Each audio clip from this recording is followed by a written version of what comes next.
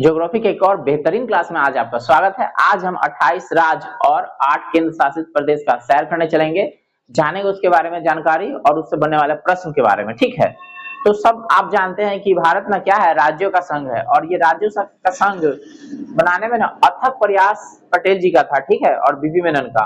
तो आज हम पढ़ेंगे भारत अर्थात राज्यों का संघ, जिसका वर्णन आर्टिकल 1 में किया गया है और यह क्वेश्चन बीएसएससी में और रेलवे में कई बार पूछा जा चुका है। ठीक है, कि भारत राज्यों का संघ, यह वर्णन कितना में था, आर्टिकल 1 में। ठीक है, तो भारत राज्यों का संघ है। ठीक है, और 28 राज्य और 8 केंद्र शासित प्रदेश के बारे में पढ़ते हैं। तो देखते हैं पुस्तक में इसके विषय में क्या लिखा हुआ है। तो चलिए, कहता है 26 जनवरी 1920 से भारत में 28 राज्य हैं। नोट कर लीजिए, भारत में क्या हो, राइट, 28 को, और 8 केंद्र शासित प्रदेश। ये भी पूछता है, 8 केंद्र शासित प्रदेश है। भारत की राजधानी नई दिल्ली है। हालांकि जो नई दिल्ली राजधानी है, इसकी घोषणा किया था 1911 में और भारत की राजधानी बना 1912 में। और उसी समय ना आपको बिहार भी अलग हुआ था। ठीक है, बिहार भी एक राज्य के रूप में 1911 में घोषणा हुआ था, 1912 में आया हुआ था। मतलब बिहार पूरी तरह से निर्माण हो गया था। तो वर्तमान में राष्ट्रीय राजधानी क्षेत्र दिल्ली संपूर्ण एनसीटी के अतिरिक्त हरियाणा क्षेत्र के तहत फरीदाबाद, गुरुग्राम, नूह, चरखी, दादरी, रोहतक, सोनीपत, रेवाड़ी, झाझर, पानीपत, पलवल, भिवानी, महेंद्रगढ़, जींद और करनाल जिले उत्तर प्रदेश क्षेत्र के तहत मेरठ, गाजियाबाद, हापुड़, गौतम बुद्ध नगर, बुलंदशहर, मुजफ्फरनगर शामिल है एवं बागपत जिले। कहने का क्या मतलब हुआ, कि दिल्ली आपका राजधानी है ना, तो उसके आसपास के क्षेत्र है ना, उसको एनसीआर कहते हैं। क्या कहते हैं, यानी राजधानी से लगे हुए क्षेत्र। ठीक है, इसमें ना कुछ राजस्थान के भी क्षेत्र आते हैं, जैसे राजस्थान उप क्षेत्र के तहत अलवर और भरतपुर जिले शामिल है। ठीक है, यानी कि आप मैप में देखेंगे तो ये आपका दिल है, ठीक, दिल मतलब दिल्ली। ठीक है, ये दिल है। तो इससे इसके आसपास जो एनसीआर जो क्षेत्र हुआ ना, वो सब सम्मिलित रूप से ना एनसीआर कहलाएगा। ठीक है, नियर बाई, ठीक है, उसके नजदीक वाला हुआ। ठीक है, तो जितना जी अभी पढ़े अलग अलग जगह है जो एनसीआर के अंतर्गत काउंट किया जाता है, एनसीआर के अंतर्गत गिना जाता है। ठीक है, भारत सरकार के गृह मंत्रालय के महापंजीयन कार्यालय के अनुसार क्षेत्रफल की दृष्टि से 5 बड़े राज्य। तो पूछेगा कि भारत का सबसे बड़ा राज्य कौन सा है, तो राजस्थान है, सबसे बड़ा राज्य राजस्थान है। ठीक है, उसके बाद मध्य प्रदेश, उसके बाद महाराष्ट्र, उसके बाद उत्तर प्रदेश, उसके बाद गुजरात। तो 5 गो राज्य के बारे में जान गए ना। तो परीक्षा में पूछता है कि बढ़ते क्रम में सजाइए, कभी कभी कहेगा घटते क्रम में सजाइए, 5 गो राज्य के नाम दे देगा, आप मिलवाते रहिए। ठीक है, और सीधा क्वेश्चन आएगा कि भारत के सबसे बड़े राज्य क्षेत्रफल के अनुसार कौन सा है। तो अब ऐसे क्वेश्चन नहीं आता, अब क्वेश्चन आता है भारत का दूसरा सबसे बड़ा राज्य क्षेत्रफल के अनुसार कौन सा है। मध्य प्रदेश। ठीक है, मध्य प्रदेश। ठीक है, तो समझ रहे हैं क्वेश्चन कैसे कैसे घुमा के पूछता है, यानी कि 5 के बारे में आपको जानना चाहिए। असेंडिंग ऑर्डर, डिसेंडिंग ऑर्डर, जैसे भी मिलाने के लिए कहे आपको याद रहना चाहिए। ठीक है, क्षेत्रफल में, फिर जनसंख्या में बात कहेगा तो फिर अलग हो जाएगा। कहेगा जनसंख्या के अनुसार भारत की सबसे बड़ी राज्य कौन सा है, तब आएगा उत्तर प्रदेश। कौन आएगा, हाँ, बदल जाता है डेटा के अनुसार। ठीक है, चलिए आगे देखते हैं। कहता है 2011 की जनगणना के अनुसार भारत में जनसंख्या की दृष्टि से 4 बड़े राज्य। तो 1 नंबर पर उत्तर प्रदेश जनसंख्या में सबसे 1 नंबर पर, और 2 नंबर पर महाराष्ट्र, 2 नंबर पर, और 3 नंबर पर आपका बिहार आपका बिहार 3 नंबर पर। ठीक है, और 4 नंबर पर पश्चिम बंगाल। समझ गए, पहले पश्चिम बंगाल ना बिहार से आगे था, लेकिन बिहार ना उसको पीछे कर दिया, अब हो गया बिहार क्या नंबर पर, 3 नंबर पर। तो परीक्षा में पूछेगा जनसंख्या के अनुसार बिहार का क्रम पूरे राज्य में क्या नंबर पर है, तीसरे नंबर पर। 1 नंबर पर उत्तर प्रदेश, 1 नंबर पर। यानी जोर से बोलो तब नहीं याद रहता परीक्षा तक, इतना मसुआ के बोलो तो तुम भूल जाओ। ठीक है, जनसंख्या के अनुसार सबसे बड़ा राज्य, क्षेत्रफल के अनुसार सबसे बड़ा राज्य, हाँ, राजस्थान। चलिए आगे बढ़ते हैं। कहता है उत्तर प्रदेश राज्य की सीमा से ना स्पर्श करने वाले कुल 8 राज्य है। यानी उत्तर प्रदेश जो राज्य है ना, उससे ना टोटल 8 राज्य मिलता है। तो सबसे ज्यादा सीमा साझा करने वाला राज्य ना उत्तर प्रदेश, समझ गए। एवं केंद्र शासित प्रदेश, यानी उत्तर प्रदेश से दिल्ली भी लगता है ना, हाँ, तो दिल्ली भी लगता है, तो राज्य तो हो गया, एवं केंद्र शासित प्रदेश है जो इस प्रकार है। अब कौन कौन राज्य उत्तर प्रदेश से मिलता है सुनिए, हिमाचल प्रदेश, हरियाणा, राजस्थान, मध्य प्रदेश, छत्तीसगढ़, झारखंड और बिहार एवं उत्तराखंड। देखिएगा, ये दिल्ली है ना, ये दिल्ली यानी उत्तर प्रदेश बगल में है ना उत्तर प्रदेश ही, तो इन्हें कहा ये हो गया, इन्हें ये हो गया, इधर ये हो गया, इधर ये हो गया, इधर ये आपका यहाँ हो गया, मध्य प्रदेश हो गया, यहाँ आपका प्यारा बिहार हो गया, ये झारखंड हो गया, ठीक है। इतने सारे राज्य उत्तर प्रदेश से लगते हैं, टोटल 8 गो है। गिनिएगा तो बिहार से स्टार्ट कीजिए, यहाँ से 2 बिहार हो गया, हरियाणा हो गया, इधर हो गया आपका उत्तराखंड, इधर आपका हिमाचल प्रदेश, इधर आपका राजस्थान, इधर आपका मध्य प्रदेश, इधर आपका छत्तीसगढ़, इधर आपका झारखंड, अब बिहार से गिन लिए हैं, ठीक है। तो इस तरह से ना 8 राज्य है और एक केंद्र शासित प्रदेश आपका दिल्ली उत्तर प्रदेश से लगता है, ठीक है। चलिए आगे बढ़ते हैं। तो परीक्षा में कई बार पूछा है एसएससी में कि सबसे ज्यादा राज्यों से बाउंड्री शेयर करने वाला राज्य कौन सा है, तो उत्तर प्रदेश। कई राज्य से, 8 राज्य से। परीक्षा क्वेश्चन है, इसको याद रखिए, ठीक है। मध्य प्रदेश की सीमा वर्तमान में 5 राज्य से गुजरती है, यानी मध्य प्रदेश है ना, तो 5 गो राज्य से उसका सीमा है, माने बाउंड्री है, ठीक है। तो 1 नंबर पर हो गया उत्तर प्रदेश, 2 नंबर पर मध्य प्रदेश। कुल 5 राज्य से सीमा करता है अपना साझा। तो गुजरात से करता है, राजस्थान से उत्तर प्रदेश, छत्तीसगढ़, महाराष्ट्र से लगी हुई है एक मध्य प्रदेश की सीमा, ठीक है। मैप पर देख लीजिएगा, समझ में आ जाएगा। मध्य प्रदेश की राजधानी ना भोपाल है। कहाँ है? भोपाल, जो ना 23:25 उत्तरी अक्षांश पर ना, अर्थात कर्क रेखा पर स्थित है। कर्क रेखा पर 23:30 के दक्षिण में स्थित है। आंध्र प्रदेश पुनर्गठन अधिनियम 2014 के अनुसार आंध्र प्रदेश की सीमा, अब आंध्र प्रदेश की सीमा किसे किसे मिलती है वो जानिए। उड़ीसा से मिलता है, छत्तीसगढ़ से मिलता है, तेलंगाना से मिलता है, कर्नाटक से और तमिलनाडु से, अर्थात 5 राज्य से। आंध्र प्रदेश की सीमा भी 5 राज्य से लगी हुई है।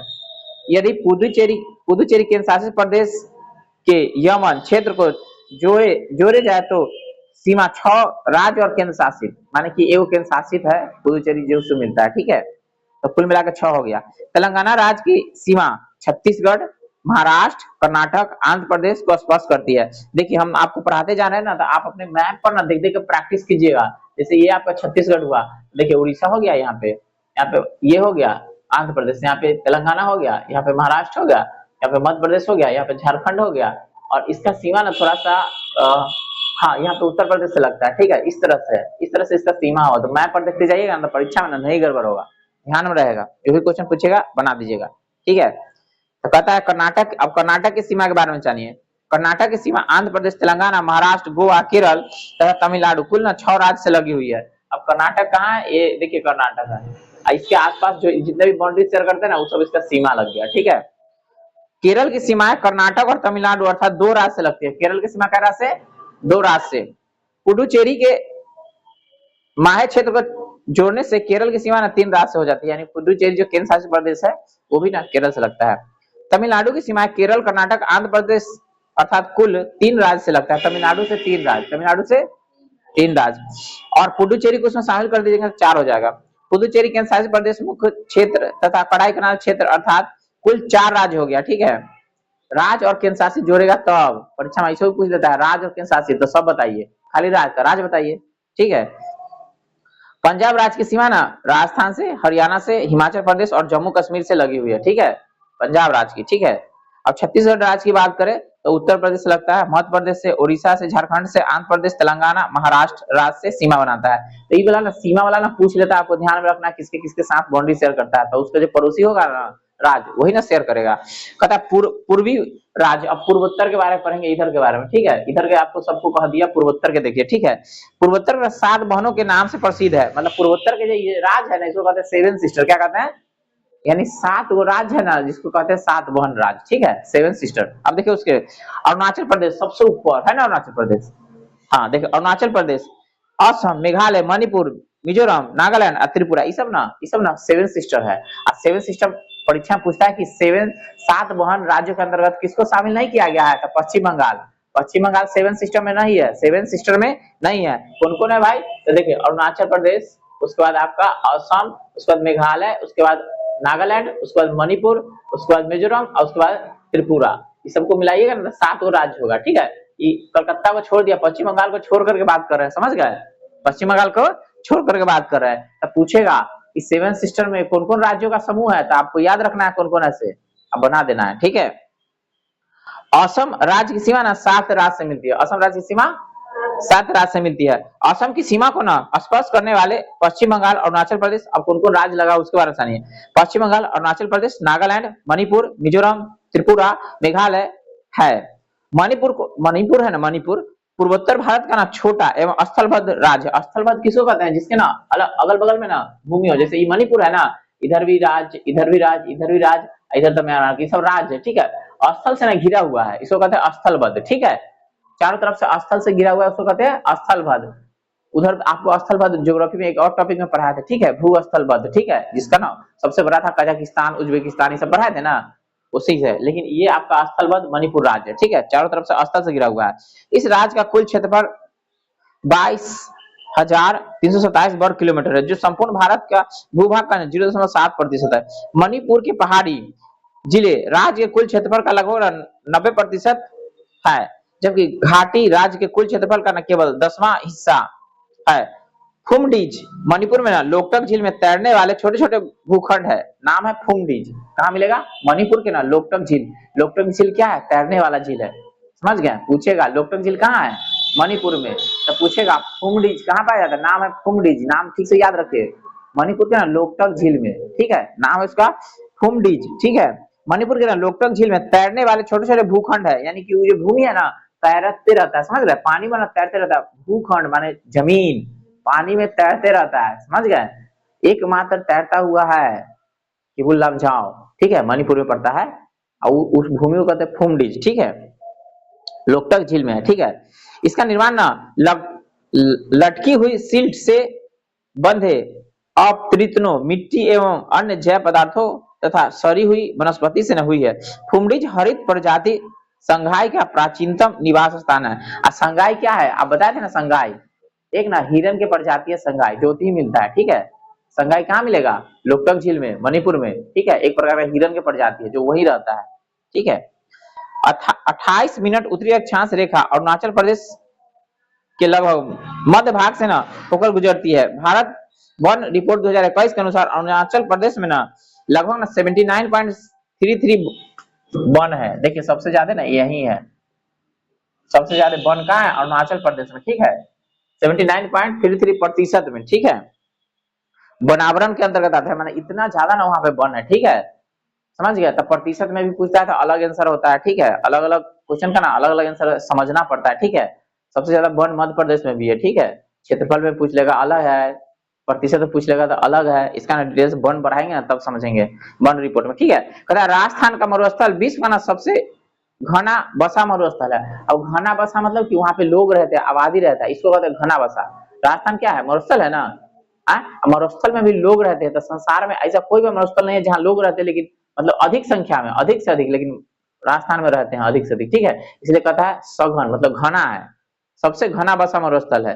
कर्नाटक को ना सूचना प्रौद्योगिकी को ना आईटी पावर हब कहते हैं। तो पूछेगा आईटी पावर हब कौन सा है? कर्नाटक। केरल में सिलिकॉन वैली है ना, हाँ, तो कर्नाटक को ना सूचना प्रौद्योगिकी ना गढ़, आईटी पावर या सिलिकॉन स्टेट इसको कहते हैं। क्या कहते हैं? Silicon state. वो शांति घाटी पढ़ा थे ना, हाँ, याद रखिए, पलक्कड़ जिला, ठीक है। आई ना सिलिकॉन स्टेट है, इसको कहते हैं सिलिकॉन वैली। पूछेगा सिलिकॉन वैली कहाँ है? कर्नाटक के बेंगलुरु, कर्नाटक के, हाँ, तो पूछेगा आईटी पावर हब कहाँ है? तो कर्नाटक के बेंगलुरु में। या इसको ना सिलिकॉन स्टेट यानी सिलिकॉन वैली के नाम से भी जाना जाता है, जैसे नामों से भी पुकारा जाता है। कर्नाटक में ही भारत की ना सिलिकॉन वैली, देखिए भारत का सिलिकॉन वैली कौन है? कर्नाटक। आपका शहर राजधानी कौन है? जना छू बेंगलुरु, हाँ बेंगलुरु, उसी को कहते हैं सिलिकॉन वैली, भारत का सिलिकॉन वैली है के नाम से प्रसिद्ध है। बेंगलुरु शहर स्थित है तथा मलनाड कर्नाटक के ना एक पहाड़ी प्रदेश है। मलनाड कर्नाटक का एक पहाड़ी प्रदेश है जहां पे लोग ना घूमने के लिए जाते हैं, पर्यटन के लिए जाते हैं, ठीक है, समझ गए? नाम है मलनाड, मलनाड, जो घने जंगलों से ना आच्छादित है। पाट अंचल छोटा नागपुर प्रदेश में ना अवस्थित है। एक और जगह है पाट अंचल, क्या नाम है? आई ना छोटा नागपुर के पठार में है, ठीक है। इस क्षेत्र में पहाड़ी शिखर भी प्राप्त होते हैं। छोटा नागपुर पठार का अधिकांश भाग में झारखंड राज्य में। पूछेगा छोटा नागपुर का पठार सबसे अधिक किस राज्य में फैला है? झारखंड में। झारखंड की राजधानी, हाँ, स्वर्णरेखा नदी वहीं पे है, इसको वहीं पे लगा था 1907 में जमशेदजी टाटा, याद है ना, हाँ। आंध्र प्रदेश के ना कुल्लूर टिखान से ही ना विश्व प्रसिद्ध कोहिनूर हीरा प्राप्त हुआ था। हीरा का नाम है कोहिनूर, हीरा का नाम है जो अभी ब्रिटेन में है, ठीक है, हाँ, समझ गया? कहाँ मिला था? अपने मिला था आंध्र प्रदेश के, और उस जगह का नाम है कुल्लूर, हीरा खन के निकलता, पता है ना। तो कोहिनूर दुनिया में ना एक आज तक एक को हीरा मिलवे क्या, कोहिनूर सबसे सुंदर, ठीक है, एक को हीरे है वो ऐसा।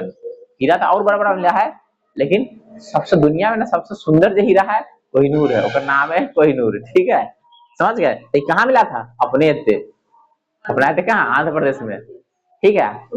हाँ, खान के नाम है कोल्लूर, कोल्लूर की खान में, ठीक है। इसी कारण ना इस राज्य को ना भारत का कोहिनूर कहते हैं, कोल्लूर को कहेंगे भारत का कोहिनूर, क्या गोदी मिला था, ओकर ओधी जन्म हुआ था कोहिनूर के, जन्म समझ रहे हैं ना, वहीं से निकला था। कह विदर्भ महाराष्ट्र राज्य का ना उत्तरी पूर्वी प्रादेशिक क्षेत्र है विदर्भ। पूछेगा विदर्भ कहाँ है, महाराष्ट्र में है। इतिहास में पढ़ा है विदर्भ के बारे में, ठीक है। प्राचीन विदर्भ क्षेत्र के अंतर्गत नागपुर और अमरावती की को ना डिवीजन है, यानी नागपुर और अमरावती डिवीजन आता है, जिसके अंतर्गत महाराष्ट्र के ना नागपुर, अमरावती, चंद्रपुर, अकोला, वर्धा, बुल्ढाना, यावतमाल, भंडारा, गोंडिया, वाशिम और गढ़चिरौली जिले है। ये सब ना महाराष्ट्र का जिला है, ये सब महाराष्ट्र के जिला है, ठीक है। लातूर महाराष्ट्र में ही है, लातूर महाराष्ट्र में है। लातूर महाराष्ट्र राज्य का ना एक जिला है, जिसका ना मुख्यालय लातूर ही है। लातूर का पूरा जिला समुद्र तल से ना 540 से 638 मीटर की ना ऊंचाई पर बालाघाट पठार पर स्थित है, यानी लातूर ना समझिए समुद्र के ना नजदीके है, ठीक है। 600 मीटर, समझ रहे हैं, 600 मीटर की ऊंचाई पर है, बस पानी एक बार झटका मारेगा कि लातूर में चला जाएगा, ठीक है, समझ रहे। समुद्र में आता है ना तूफान, तो एक बार झटका मारेगा कि लातूर को एकदम झांक देगा, ठीक। 600 मीटर की ऊंचाई पर है, अरे कपड़ा ना बात है, 1 मीटर इतना होता है ना आपका, हाँ, तो ऐसे 600 मीटर है। समुद्र में तो कितना कितना ऊंचा आता है ना। तो जगह है लातूर, क्या है, लातूर पे ना वार्निंग सेंटर है। कौन सा वार्निंग सेंटर, सुनामी आता है ना अपना के आपदा वार्निंग सेंटर है लातूर में, ठीक है, महाराष्ट्र में लगाया हुआ है, ठीक। लातूर पूछेगा लातूर कहाँ है, महाराष्ट्र का एक जिला है। लातूर का ना पूरा जिला समुद्र तल से ना 540 से 638 मीटर की ऊंचाई पर बालाघाट पठार का नाम है बालाघाट। पूछेगा बालाघाट कहाँ है, महाराष्ट्र में, बालाघाट पठार पर स्थित है। इस जिले में ना 30 दिसंबर 1993 को भीषण भूकंप आया था, वहां पे भूकंप आया था, हिल गया था, अरे पूरा लातूर हिल गया था, ठीक है, पूरा पठार हिल गया था, समझ गया, समझ गए। तो आपको चलते चलते क्वेश्चन पूछना चाहेंगे कि लातूर किस प्रांत में है, कंफर्म करके बताइए, आंसर कमेंट करके बताइए कि लातूर किस प्रांत में है, आप राज्य बता सकते हैं, ठीक है। अगला टॉपिक हम अगले वीडियो में बात करेंगे, ठीक है। आपको वीडियो कैसा लगा कमेंट करके बताइएगा, मिलते हैं अगले वीडियो में, तब तक के लिए जय हिंद।